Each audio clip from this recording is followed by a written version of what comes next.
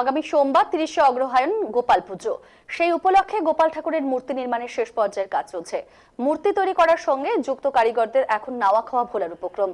যে করেই হোক সোমবারের মধ্যে মূর্তি তৈরি করে উদ্যোক্তাদের দিতে হবে। সেজন্য মূর্তি তৈরির কারিগরেরা দিন রাত এক করে কাজ করে চলেছেন। মূর্তি তৈরির কারিগরদের মতে এবছর গোপাল ঠাকুরের মূর্তি করার জন্য বেশ কিছু বরাত এসেছে। মূলত এই সমস্ত বরাতগুলি এসেছে গৃহস্থদের বাড়ি থেকেই। সনাতনী এই গোপাল পুজো বালুরঘাট তথা দক্ষিণ দিনাজপুরে প্রায় প্রত্যেকটি ঘরেই হয়।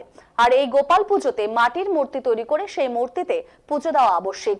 সেজন্য প্রত্যেক বছরই মাটির তৈরি গোপাল ঠাকুরের মূর্তির চাহিদা থাকে। তবে এবছর মূর্তির চাহিদা আরো বেশি। কারিগরেরা মাটির গোপাল মূর্তি তৈরি করে তা পাইকারি বাজারে বেশ ভালো দামে বিক্রি করেন। পাইকারি বাজার থেকে ক্রেতারা অপেক্ষাকৃত বেশি দাম দিয়ে এই সমস্ত মূর্তিগুলি ক্রয় করেন বলে জানা গেছে।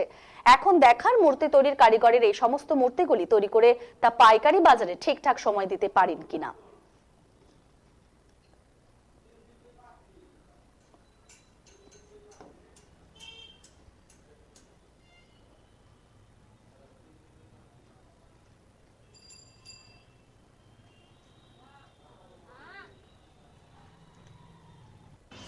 আশা করছি বাজার ভালোই থাকবে প্রতি বছরের তুলনায়।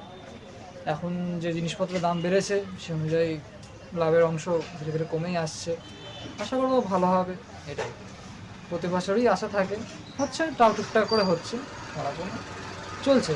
এটা করে আমাদের রুজি রুটি বলতে গেলে চলে যাচ্ছে, ভালোই হচ্ছে। এরপরে আমাদের সরস্বতী আছে, বড় সিজন। সরস্বতী থাকবে সামনে গোপালের পরে।